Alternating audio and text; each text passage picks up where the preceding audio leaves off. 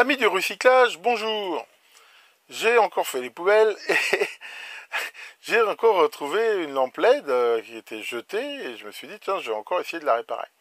Et là, je suis tombé sur un hic que je vais vous montrer et j'en ai profité pour concevoir un petit montage qui, je pense, pourra intéresser certains d'entre vous.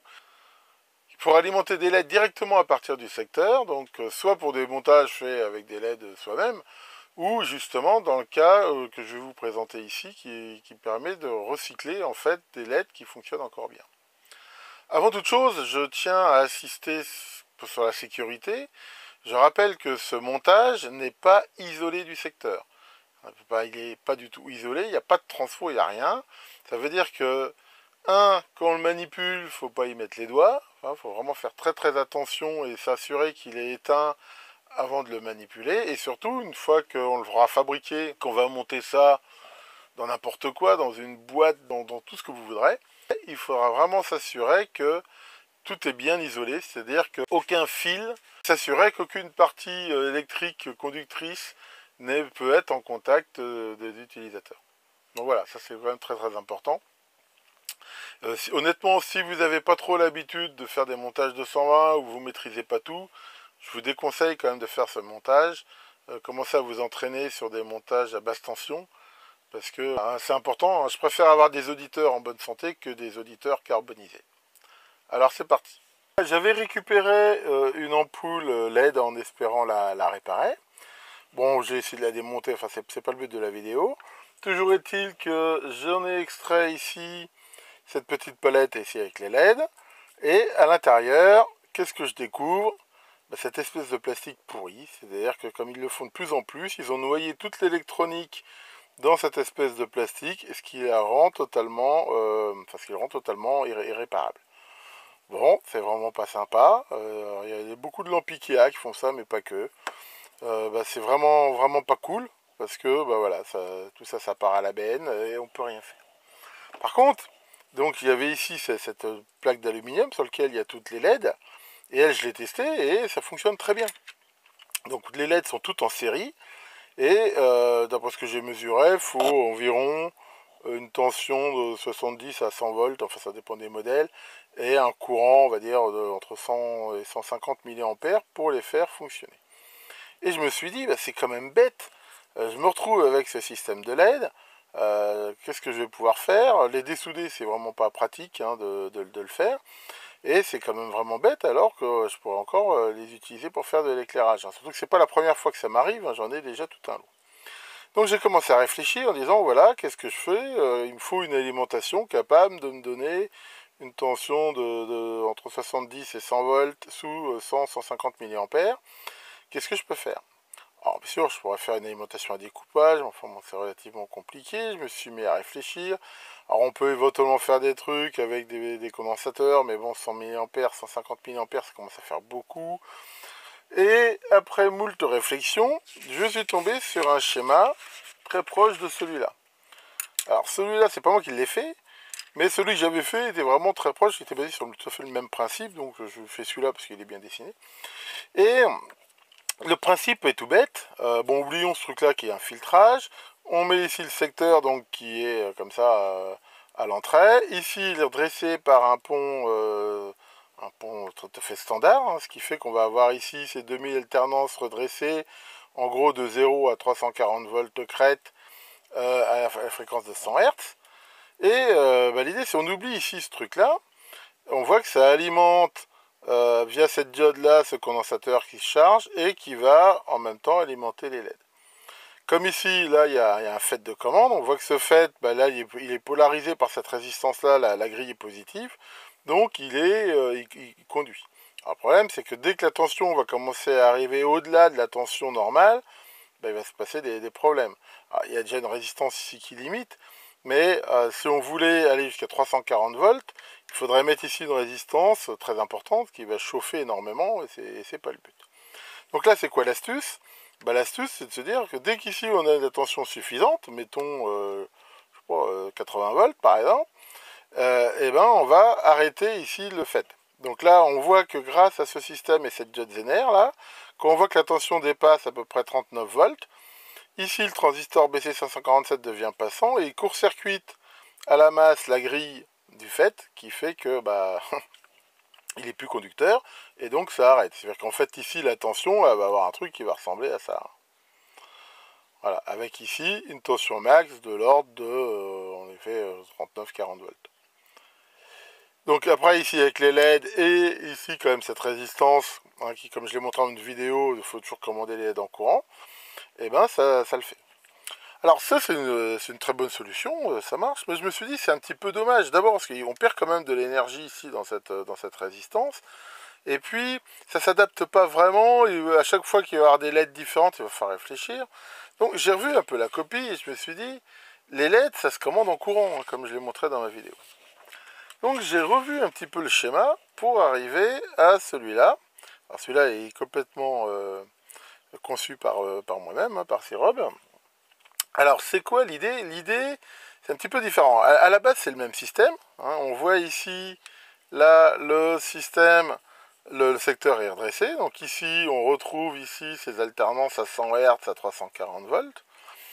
Et le système, là, alimente ici cette diode Zener.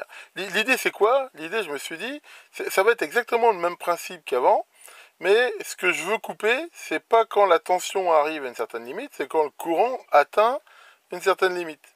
Mettons 100 mA. Le problème ici, c'est que je ne veux pas limiter le courant, parce que si je le limite encore, ça va chauffer, hein, c'est pas un générateur de courant. Ce que je veux, c'est que ici, quand la tension là va monter, quand le courant correspondant dans la LED dépassera une limite, mettons 100 mA, je veux que ça se coupe jusqu'à l'alternance suivante.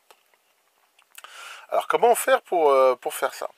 Alors au début, j'avais envisagé d'utiliser une bascule CMOS, bon, c'était compliqué, je me suis dit, je vais faire un truc simple. L'idée, c'est quoi? L'idée, c'est que si ici, je mets un FET, hein, toujours pour commander ici les LED, pour le commander, il me faut déjà une tension. Donc là, j'ai refait exactement en fait le même principe que dans le schéma d'avant. Hein. C'est-à-dire que là, je mets ici ces résistances-là, une diode Zener, et ici, je vais avoir un signal qui va démarrer comme ça. Voilà, et très vite se limiter à 15 volts.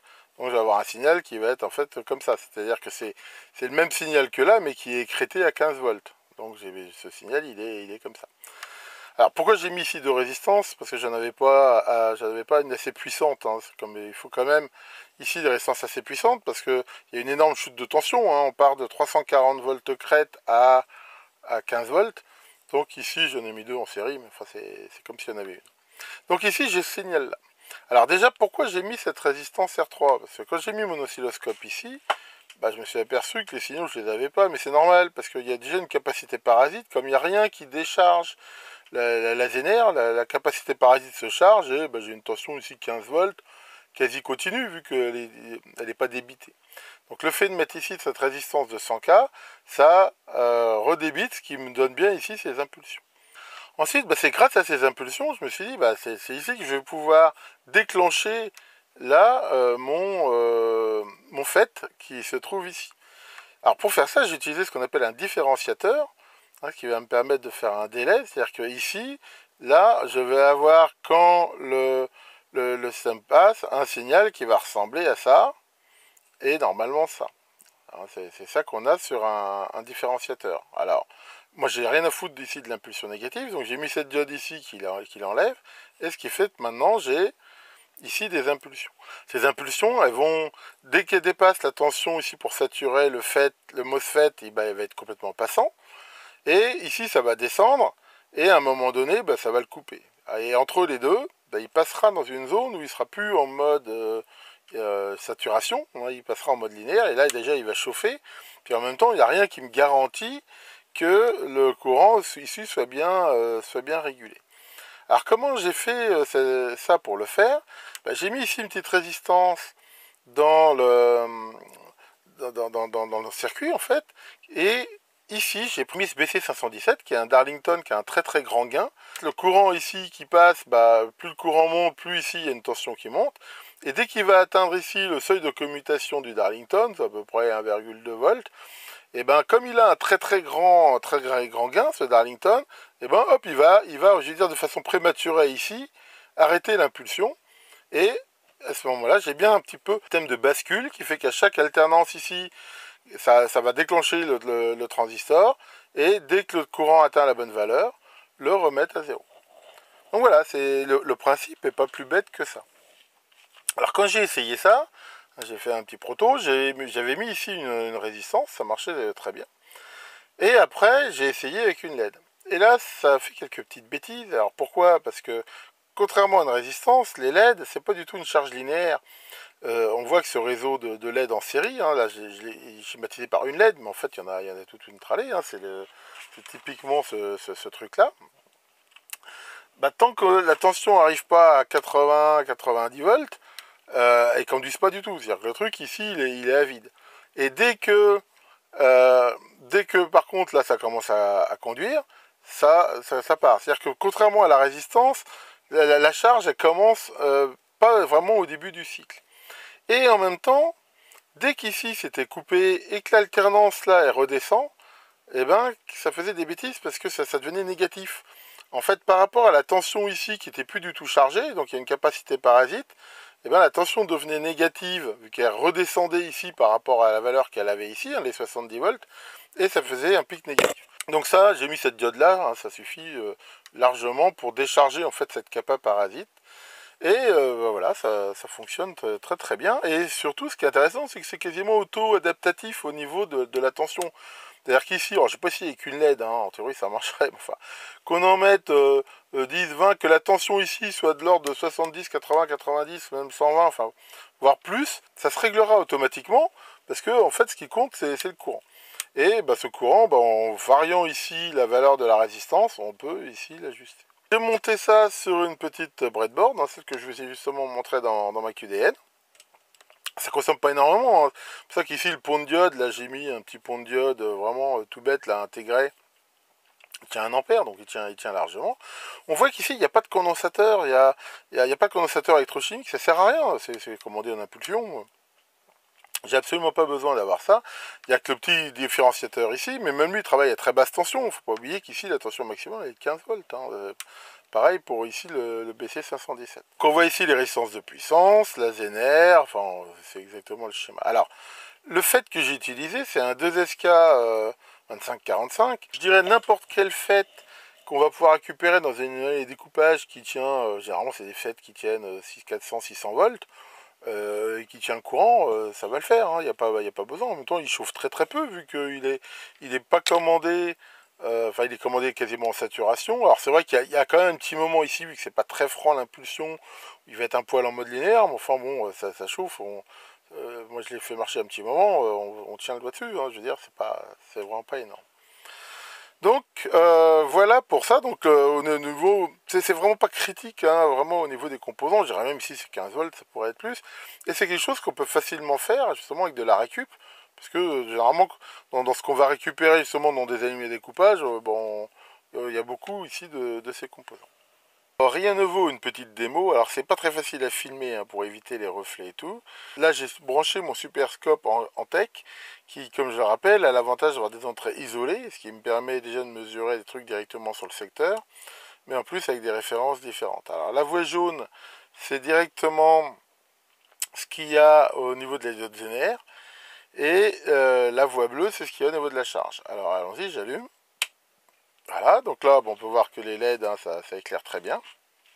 Donc ici, on a bien la tension carrée, hein, quasiment, avec à chaque passage à 0 ici ce petit pic qui déclenche donc le système. Et là, on voit le courant dans la charge qui augmente assez vite et se coupe dès qu'il a atteint le courant nominal. Alors, il faut regarder que ici, c'est pas très facile à comprendre parce qu'il faut aussi raisonner en courant, hein, pas que en tension. Si on regarde par contre l'amplitude, c'est-à-dire que d'ici on se met en mode mesure, voilà, on voit que l'amplitude au niveau de la charge ne dépasse pas 70 volts, et ce qui est tout à fait normal, hein, c'est la tension nominale pour ce système de LED. Donc voilà, ça chauffe quasiment pas, hein, alors bien sûr, hein, je rappelle, ce montage il n'est pas isolé du secteur, donc si vous le faites, faites très attention à ce qu'il soit bien isolé. Mais voilà comment on peut très facilement, avec un petit montage comme ça, réutiliser directement des systèmes de LED comme ça d'ampoules et en même temps les faire marcher sur le secteur directement. Voilà pour cette vidéo, j'espère qu'elle vous a plu. Pour info, je vais mettre le schéma complet et le montage sur mon site syrup.org. Comme ça, vous pourrez le reprendre, l'imprimer, enfin faire tout ce que vous voulez avec.